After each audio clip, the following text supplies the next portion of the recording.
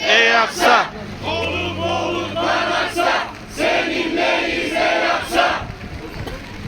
Gazze'de yüzlerce cami, kilise, okul, hastane ve yüz binlerce konut yerle bir edildi. Siyonist terör rejiminin Gazze'de yürüttüğü bu vahşet sadece Filistinlileri hedef almıyor. Bütün bir insanlığın vicdanını hedef alıyor. Onu gösterecektir.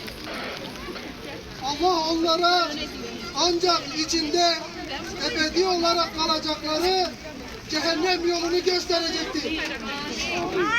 Bunu yapmak Allah için pek kolaydır. Nisa suresi 168-169. ayetler. Gazze'de Siyonist zulme sessiz kalmayın. Mazlumların safında yer alan vicdan sahiplerine selam olsun. Selam olsun. Bağrı yanık mazlumların ahını işitip çağrımıza cevap veren duyarlı Gümüşhanelilere selam olsun. Zulme sessiz kalmayan ve zulmün karşısında dik duranlara selam olsun. Selam olsun.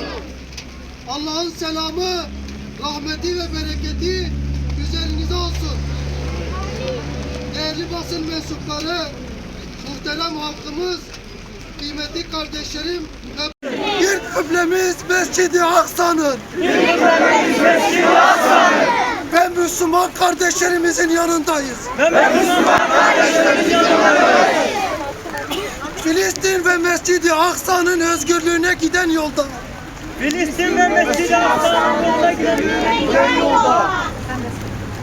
Her eylemin yanındayız. Her eylemin destekçisiyiz.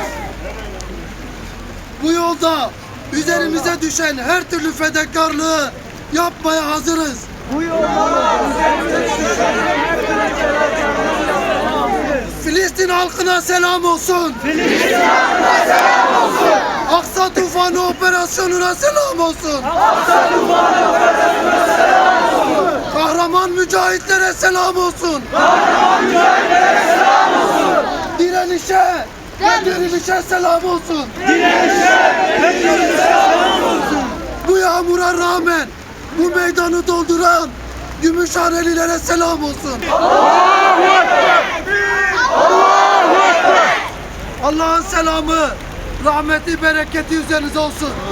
Allah'ın rahmeti sağanak üzerinize yansın. Allah razı olsun. Rabbim özgür Kudüs'te buluşmayı nasip etsin. Gel cihat şehadet! Gel cihat şehadet! Gel cihat şehadet!